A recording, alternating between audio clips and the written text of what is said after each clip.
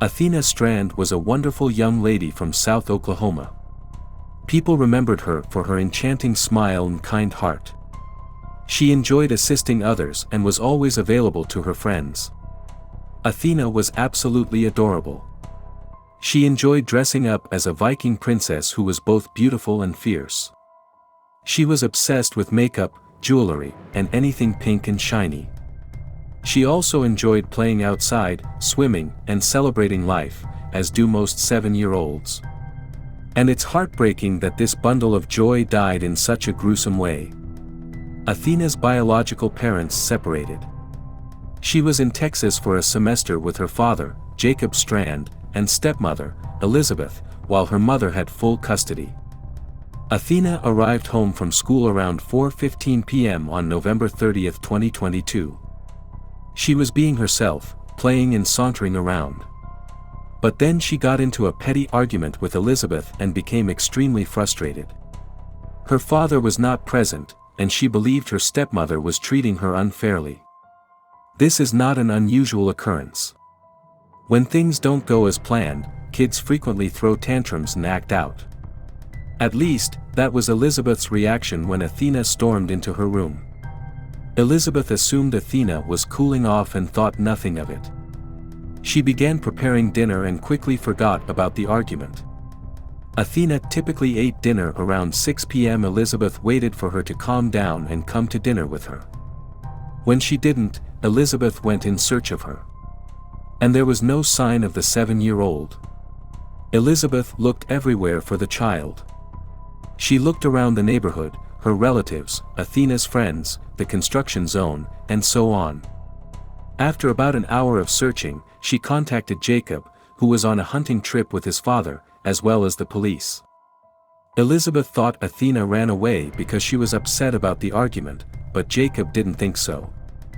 She was a young girl who was terrified of the dark. She was not going to leave alone.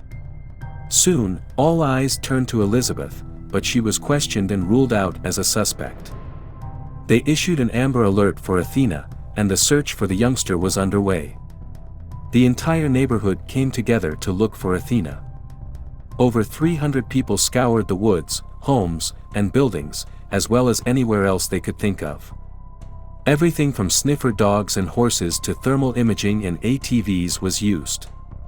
Despite this, the 7-year-old was nowhere to be found. People began to lose hope as the days passed. Oklahoma in December is bitterly cold, and it is impossible to survive without proper clothing. People didn't know what to think because there were no signs of struggle, break-ins, witnesses, or even footprints. However, the police refused to rule out foul play. Athena was a happy, loving child, and running away was not something you'd normally associate with such a child. They eventually found Athena. 3 days after Athena went missing, police discovered her pale, lifeless body about 6 miles away from her father's house. During their investigation, the police discovered that a delivery van was driving around the neighborhood around the time Athena went missing. And the Strands did receive a package. It was a Christmas present for Athena.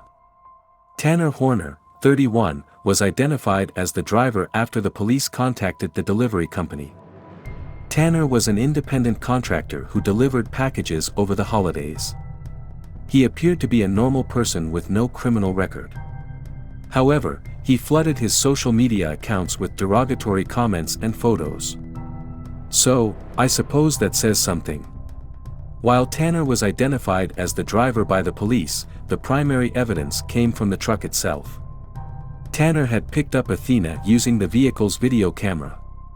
When confronted with this information by the police, he confessed.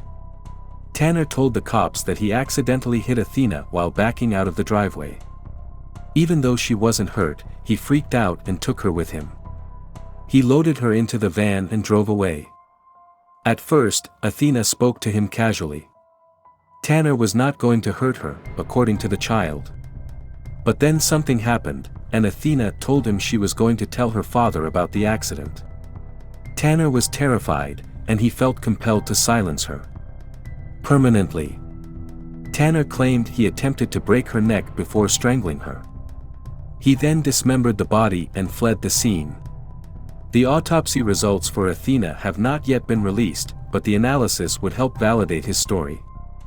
While this is Tanner's official statement, many people believe he wasn't telling the whole story. They believe Tanner was a predator who took advantage of the situation. Athena was alone and unprotected, and he couldn't pass up the opportunity. And they had reason to believe so. Tanner was accused of sexual assault by Shae Marie, a 24-year-old woman, but no one believed her. He allegedly forced himself on her when she was only 16 years old. Several other girls soon began telling Shae about their encounters with the man. They told her about his deceptions, lies, and tactics. And, to be honest, reading those accounts is extremely frustrating. For years, Shae has been vocal about her feelings towards Tanner and how she despises him for his actions. She feels terrible for Athena and believes that if only someone had taken her story seriously, we wouldn't be discussing the poor child right now. So, yeah, it's difficult to believe Tanner's story about killing an innocent girl because he was afraid she'd expose him. Tanner is currently being held in custody for the murder and kidnapping of Athena Strand. He has a $1.5 million bond and is awaiting trial. Horner allegedly told investigators that he put Athena in his van and strangled her because he was afraid she would tell someone she was hit by a Fedex truck, according to 2 arrest warrants obtained by CNN affiliate KTVT last year. Strand's family sues Fedex and the driver's employer after a Texas girl is allegedly killed by a delivery driver. In December, the family filed a lawsuit against Fedex and one of its subcontractors, accusing them of gross negligence and Horner of assault. According to the lawsuit, the family is suing the companies and Horner for more than $1 million in damages. According to the lawsuit, Horner delivered packages for FedEx Ground but was hired through a subcontractor, Big Topspin Incorporated. In response to the lawsuit, FedEx said in a statement, "Our thoughts remain with the family of Athena Strand in the wake of this tragedy. We are aware that a complaint has been filed against FedEx Ground. What are your thoughts on the Athena Strand's case? I really appreciate your input. Thank you for taking the time to watch. Be a part of the Chris Crime Diaries family and hit the subscribe button now."